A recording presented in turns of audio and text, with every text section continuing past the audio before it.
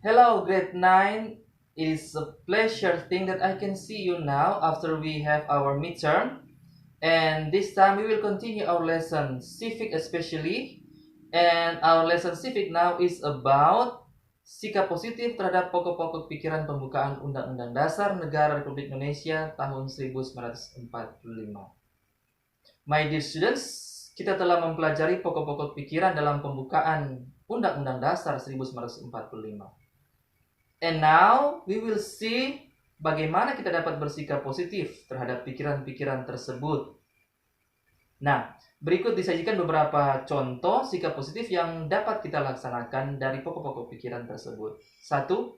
Pokok pikiran persatuan.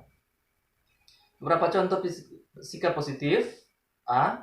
Dalam lingkungan keluarga misalnya menghargai sesama anggota keluarga, menjaga sesama anggota keluarga, rukun dengan saudara dan orang tua, serta sopan terhadap orang di dalam rumah.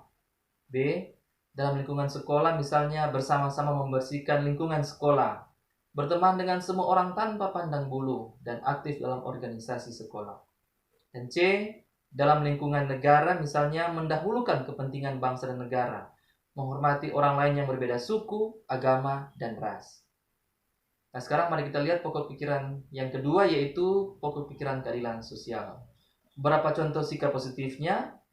Dalam lingkungan keluarga misalnya, tidak memaksakan kehendak pada anggota keluarga yang lain, memberikan kepada anggota keluarga haknya masing-masing, membagi dan melaksanakan tugas rumah secara adil. Dalam lingkungan sekolah misalnya, menaati peraturan sekolah dan melakukan kewajiban di sekolah. Dalam lingkungan masyarakat, misalnya pergaulan dan harmoni dengan tetangga, menjalankan hak dan kewajiban sebagai warga masyarakat. Dan dalam lingkungan negara, misalnya membayar kewajiban terhadap negara tepat waktu, misalnya pajak. Dan juga menjaga peralatan umum, serta menjaga ketertiban. Ketiga, pokok pikiran kedaulatan rakyat.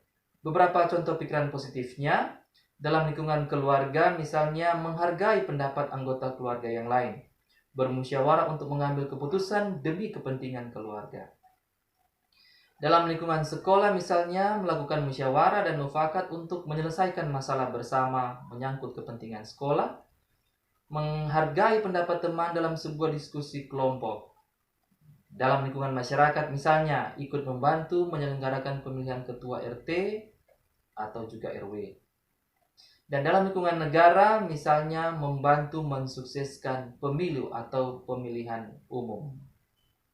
Dan keempat, pokok pikiran ketuhanan yang Maha Esa. Beberapa contoh sikap positif yang bisa kita perlihatkan dalam lingkungan keluarga misalnya, rajin berdoa bersama keluarga, menjalankan perintah orang tua. Dalam lingkungan sekolah misalnya menghargai teman yang berbeda agama.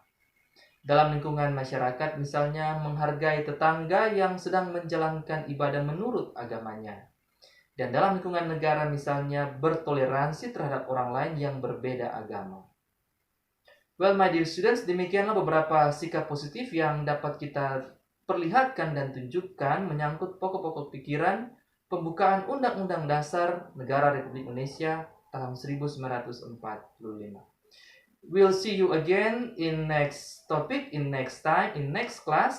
And I do hope you all will always be healthy. Okay, goodbye and thank you. See you next time.